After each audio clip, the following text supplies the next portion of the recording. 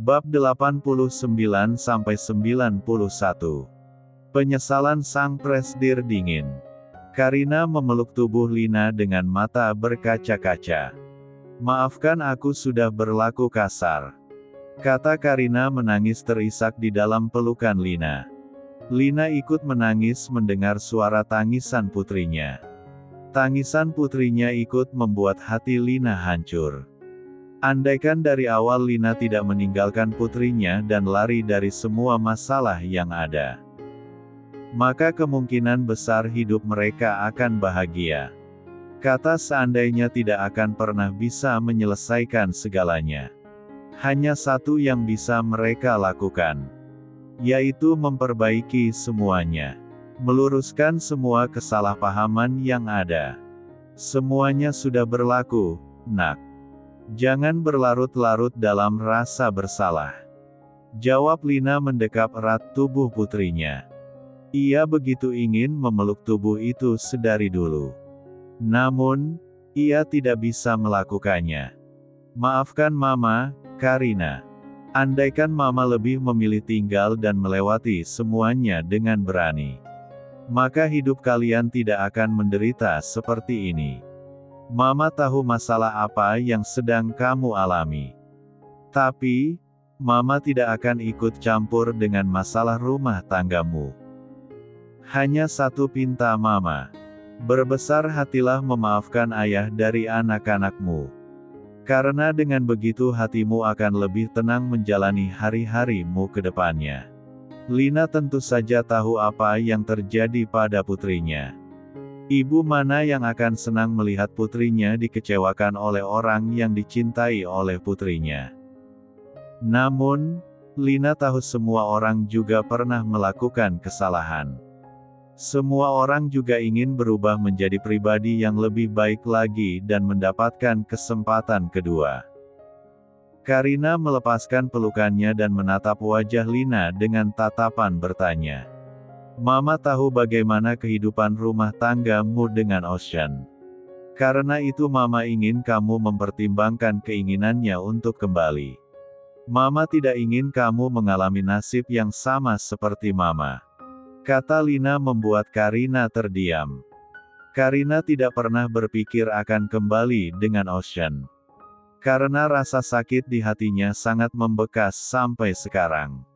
Setiap kali ia melihat wajah mantan suaminya, hanya akan membuat rasa sakit kembali muncul di hatinya.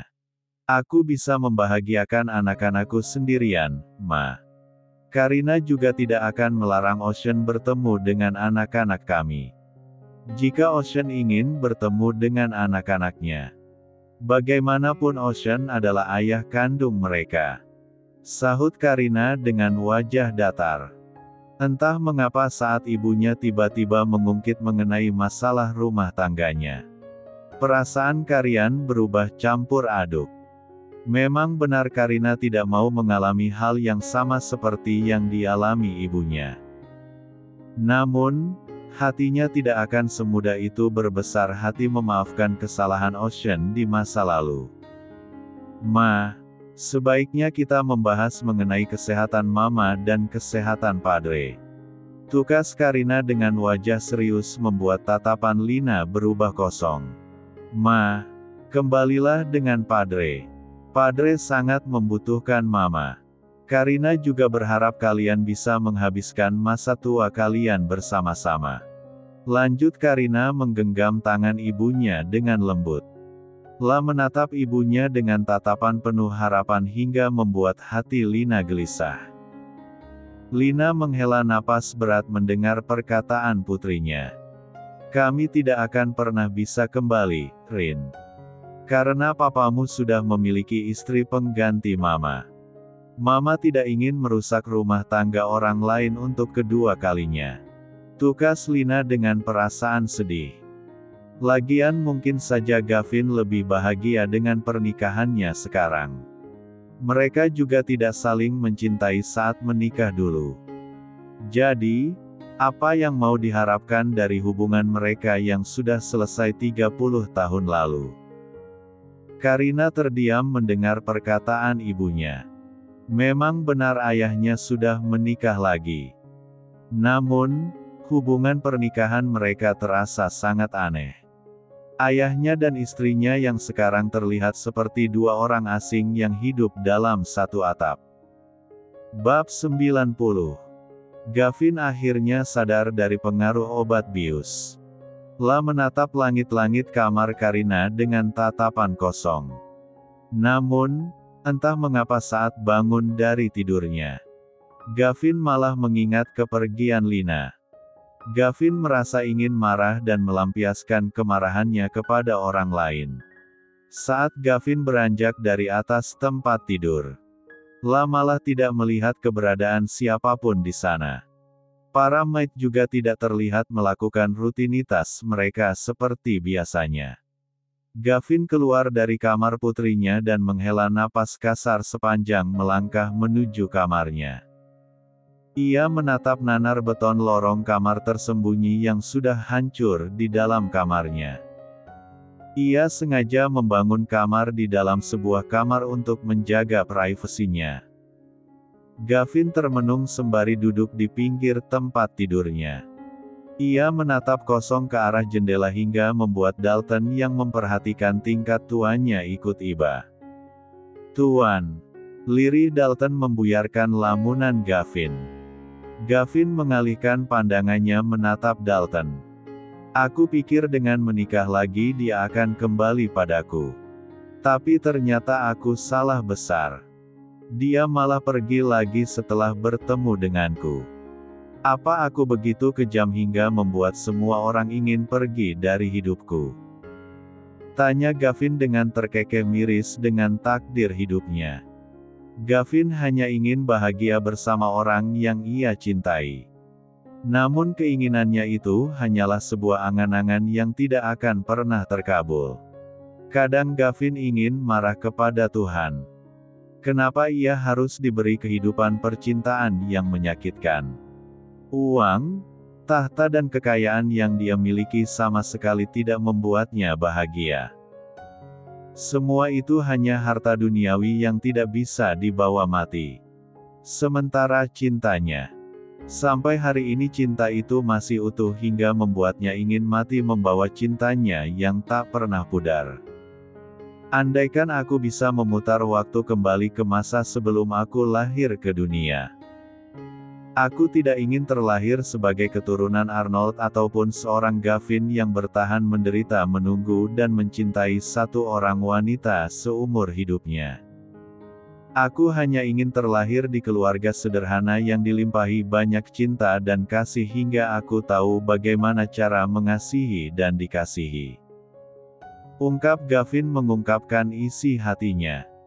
Aku sangat menyayangi putriku dan ketiga cucuku. Aku mendidik putriku dengan keras agar dia sadar kalau dunia itu sangat kejam. Ia tidak bisa hanya melibatkan hatinya dalam segala situasi yang dihadapinya. Karena aku tahu, putriku terlahir seperti ibunya. Mereka akan selalu mempertimbangkan segala sesuatunya sebelum mengambil satu keputusan yang mungkin mengubah hidupnya. Meskipun terkadang keputusan mereka mengorbankan perasaan mereka demi menjaga perasaan orang lain. Lanjut Gavin dengan mata berkaca-kaca. Ia tahu selama ini ia terlalu keras mendidik putrinya. Namun, semua itu Gavin lakukan untuk kebaikan Karina. Arnold Group adalah sebuah perusahaan besar yang memiliki banyak pesaing dan juga musuh. Sementara The Devil adalah salah satu mafia besar yang disegani oleh semua pemimpin mafia bawah tanah. Jika putrinya memiliki jiwa dan sifat yang lemah, maka putrinya tidak akan bisa menjadi pewarisnya. Karena Karina akan lebih suka menggunakan perasaannya saat mengambil sebuah keputusan ketimbang logikanya. Menunggu ketiga anak kembar Karina tumbuh dewasa juga membutuhkan waktu yang lama. Gavin tidak tahu sampai kapanlah hidup di dunia ini. hingga ia memutuskan mendidik Karina dengan keras agar menjadi pewarisnya selanjutnya. Mungkin didikannya terlihat sadis dan kejam. Namun, lagi-lagi semua itu demi kebaikan putrinya di masa depan. Karena terlahir dari keturunan mafia akan membuat Karina selalu berhadapan dengan kejahatan, kriminal dan juga musuh yang ingin menghancurkan The Devil. Dalton merasa bibirnya keluh membalas perkataan Gavin. Ia juga tidak tahu harus berbuat apa saat mengetahui bagaimana kondisi rumah tangga atasannya. Ia sudah mengabdi kepada keluarga Arnold semenjak Gavin muda. Jadi, Dalton tahu jelas bagaimana kesepiannya Gavin sedari dulu. Gavin menghela napas berat meratapi kisah hidupnya yang cukup pelik. Ia kemudian menatap Dalton dengan wajah datar. Bagaimana dengan wanita itu? Apa dia masih sering bertemu dengan Giggs, Gold yang memuaskan H4 slotnya? Tanya Gavin dengan wajah datar. Benar, Tuan. Beberapa kali saya melihat Nyonya Rania keluar masuk klub malam dikawal oleh beberapa pria berpakaian hitam. Tukas Dalton dengan wajah serius. Lah memang diminta Gavin untuk mengawasi gerak-gerik Rania selama ini. Akhiri kontrak pernikahan kami malam ini juga. Aku memberikanmu waktu hingga besok. Awasi gerak-gerik mereka. Jangan sampai lengah hingga membuat mereka leluasa menyakiti keluargaku. Tegas Gavin dengan wajah serius. Dalton dengan semangat 45 keluar dari kamar Gavin. Dalton tentu saja senang mendengar perkataan Gavin. Karena Dalton sudah sedari lama mengharapkan perceraian Gavin dan Rania.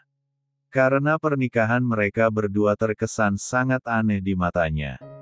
Siapa juga yang mau menikah seorang wanita janda anak satu yang tidak jelas asal-usulnya hanya karena satu alasan yaitu kasihan. Mungkin hanya Gavin yang mau bertindak sejauh itu. Setelah 27 tahun berlalu, akhirnya Tuan Besar mau menceraikan wanita ular itu. Gumam Dalton membuat langkah Karina terhenti saat ingin masuk ke dalam markas rahasia ayahnya. Seketika Karina tersenyum menyeringai setelah mengetahui apa maksud dari Dalton. Ia kemudian melangkah menuju kamar ayahnya. Setibanya di kamar ayahnya, Karina melihat Gavin lagi-lagi melamun dengan tatapan kosong. Karina tidak tahu apa yang sedang dipikirkan ayahnya. Padre. Ternyata Padre sudah sadar. Celetuk Karina membuyarkan lamunan Gavin. Gavin hanya menatap sekilas ke arah putrinya dengan wajah datar. Wajah Karina akan membuat Gavin semakin mencintai wanita yang melahirkan Karina. Karina menghela napas melihat sikap cuek ayahnya. Padre. Apa Padre tidak ingin bertemu dengan Madre? Tanya Karina dengan spontan. Ia tidak tahu mengapa bibirnya tiba-tiba berucap seperti itu. Dek. Gavin merasa hatinya berdesir mendengar perkataan putrinya. Namun, ia berusaha memendam desiran aneh itu. Ia tidak mau terlalu berharap dengan hal yang tak pasti.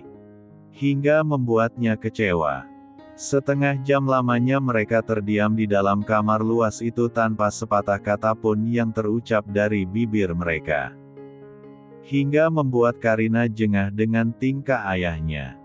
Baiklah kalau begitu. Sepertinya Padre akan lebih menyesal lagi setelah mengabaikan perkataan Karina. Madre sedang dirawat di rumah sakit. Jika Padre tidak mau kehilangan Madre lagi, maka segera jenguk Madre dan segera meminta maaf padanya, kata Karina dengan tegas sebelum berlalu dari sana. Karina berharap perkataannya barusan bisa menggerakkan hati Gavin agar membuang jauh-jauh rasa gengsinya. Gavin kembali termenung mendengar perkataan putrinya. Ia juga terlihat diam saja tanpa menghentikan langkahnya putrinya ataupun bertanya mengenai bagaimana keadaan ibu kandung putrinya. Bab 91. Di Indonesia, seorang wanita termenung lama di atas tempat tidur sembari menunggu kedatangan suaminya. Sebagian ingatannya mulai kembali hingga membuat kepalanya sering sakit. Wanita itu bolak-balik mengontrol kondisi kesehatannya agar ingatannya secepatnya kembali. Ia benar-benar penasaran dengan masa lalunya. "Sayang, ternyata kamu sudah bangun," kata seorang pria tersenyum lembut menatap suaminya. Wanita itu tersenyum terpaksa mendengar pertanyaan suaminya. Ia masih tidak menyangka kalau suaminya selama ini menyembunyikan sebuah rahasia besar yang tidak diketahui oleh wanita itu. "Apa ada yang ingin kamu katakan padaku?" tanya wanita itu dengan wajah datar. Ia ingin suaminya jujur padanya tentang satu hal yang selama ini ditutup rapat oleh suaminya. "Ah, aku meminta maid membuat salad buah untuk kamu," tukas suaminya dengan tatapan teduh. Suaminya melangkah mendekatinya dan menyodorkan semangkuk full salad buah untuknya. Wanita itu langsung menepis mangkuk itu hingga membuat salad itu berceceran di atas karpet dan juga lantai. Wanita itu melemparkan sebuah laporan medis yang diterimanya dari rumah sakit. "Dokter berkata kalau aku hanya hilang ingatan sementara saja. Namun, obat penenang yang selama ini kamu berikan malah menekan ingatanku agar tidak kembali." Tukas wanita itu membuat tubuh suaminya membatu. Pria itu langsung melangkah mendekati istrinya dan menggenggam kedua tangannya dengan lembut. "Sayang, aku melakukan semua itu untuk kebaikan kamu," jawab pria itu dengan wajah tenang. Namun, terselip ketakutan di dalam sorotan kedua bola matanya. "Demi kebaikanmu atau demi kebaikanku?" tanya wanita itu membuat pria itu lagi-lagi membatu. "Sebagian ingatanku sudah mulai kembali. Aku akan lebih sering lagi berkonsultasi dengan dokter agar ingatanku kembali sepenuhnya.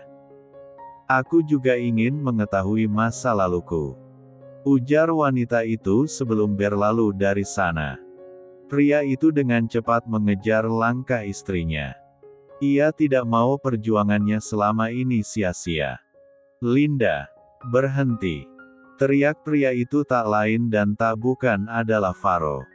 Ya, sepasang suami istri itu adalah Faro dan Linda. Faro dengan cepat menarik tangan istrinya agar tidak pergi dari rumah. "Sayang, please, dengarkan penjelasanku," pinta Faro dengan tegas menatap mata berkaca-kaca istrinya. "Mari kita bicara baik-baik. Aku akan menceritakan semuanya. Tapi, janji jangan pernah tinggalkan aku dan putra kita," lanjut Faro penuh permohonan. Meskipun sebenarnya pria itu takut mengungkapkan semuanya. Ia takut Linda akan pergi dan kembali dengan mengejar masa lalunya. Linda termenung beberapa saat hingga akhirnya mengangguk tanda mengiyakan perkataan suaminya. Faro langsung memeluk tubuh istrinya dan mengecup kepalanya berulang kali. Tak beberapa lama seorang pemuda masuk ke dalam rumah mewah itu dan melihat sikap romantis ayahnya. "Cie-cie, sweet-sweet," goda pemuda itu melihat keromantisan kedua orang tuanya. "Jadi pengen kawin?" Lirih pemuda itu membuat ibunya meradang hingga melepaskan pelukan suaminya. Linda kemudian menatap putranya dengan tajam lalu berucap, "Nikah dulu baru kawin," tegas Linda membuat putranya cengengesan. "Ma, emang bedanya nikah sama kawin itu apa? Kan sama saja," celetuk pemuda itu membuat ibunya geram. "Orion!" Linda langsung menjewer telinga putranya hingga membuat putranya teriak kesakitan. "Ma, ampun, Ma. Orion tidak akan kawin sebelum nikah," celetuk Orion membuat kedua orang tuanya menghela napas lega. Orion akhirnya ngacir pergi ke arah kamarnya. Jeweran Mama terasa sangat sakit hingga membuat telinganya memerah. Di Italia keesokan harinya, Ocean memutuskan pergi ke alamat kediaman Karina. Ocean berharap hari inilah bisa bertemu dengan Karina dan ketiga anaknya. Rasa rindunya begitu menggebu-gebu hingga ingin bertemu dengan mereka. Setibanya di kediaman Arnold, Ocean melihat banyak pria berpakaian serba hitam berjaga di setiap sudut kediaman Arnold. Mereka mengenakan senjata laras panjang dan menutup wajah mereka dengan topeng untuk menyembunyikan identitas mereka. Ocean memutuskan turun dari mobil dan melangkah mendekati salah satu dari penjaga itu.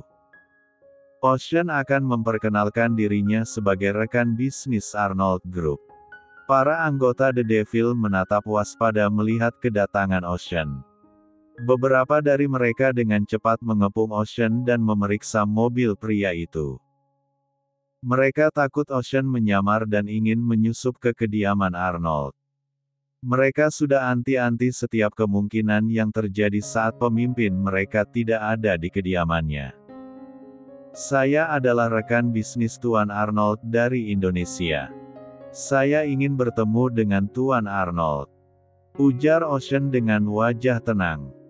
Ia sama sekali tidak takut dengan wajah garang para anggota The Devil. Tuan Besar sedang tidak ada di kediamannya. Sebaiknya Anda segera pergi dari sini. Karena tidak sepatutnya urusan pekerjaan dibicarakan di kediaman Arnold. Tuan Besar tidak akan pernah memberikan alamatnya kepada rekan bisnisnya semudah itu. Tegas anggota The Devil menatap Ocean dengan wajah curiga. Statusku bukan hanya rekan bisnisnya, tapi aku juga menantunya. Tegas Ocean membuat semua anggota The Devil terkejut.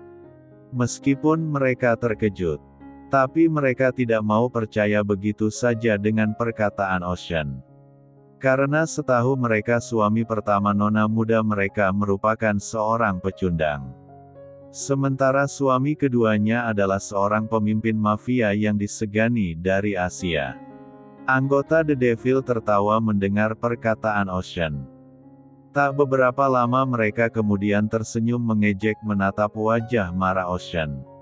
Apa kau pria pecundang yang pernah membuang nona muda kami? Jika itu benar, sebaiknya urungkan niatmu datang ke sini kalau tidak mau tubuh dan kepalamu terpisah menjadi dua bagian. Namun jika kau merupakan pria yang paling disegani di Asia maka kami akan mempertimbangkannya untuk membiarkanmu masuk. Tegas anggota The Devil membuat Ocean terkejut. Tak beberapa lama setelah mengucapkan kalimat itu, sebuah mobil hitam keluar dari kediaman Arnold. Anggota The Devil dengan cepat membuka gerbang dan menunduk hormat saat melihat si pengemudi. Tuan muda, sapa para anggota The Devil membuat Ocean membatu. Ocean tidak menyangka kalau Timotius juga akan kembali dan sudah ada di kediaman Arnold. Ocean melihat putrinya duduk di samping Timotius sembari menundukkan kepalanya. Sementara kedua putranya duduk di belakang tanpa mau melihat ke arah Ocean. Ocean bisa melihat mereka dari kaca mobil yang sedikit tembus pandang.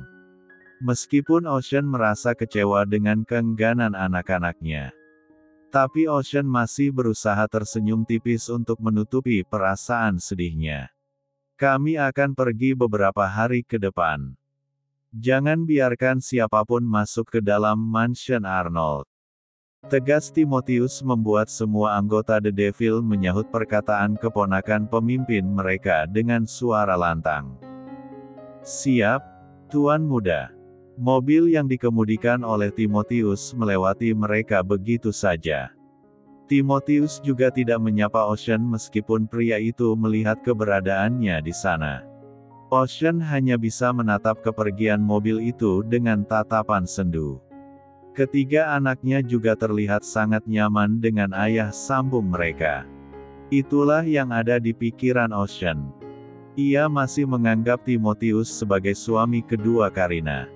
Kemana mereka akan pergi? Tanya Ocean menatap anggota The Devil dengan wajah memelas. Mohon maaf, kami tidak bisa memberikan privasi keluarga besar Arnold kepada Anda. Karena Anda hanyalah orang asing yang tidak ada kaitannya dengan keluarga Arnold. Sebaiknya Anda pergi sebelum kami mengusir Anda secara paksa. Tegas anggota The Devil yang masih mau berbaik hati menjawab pertanyaan Ocean.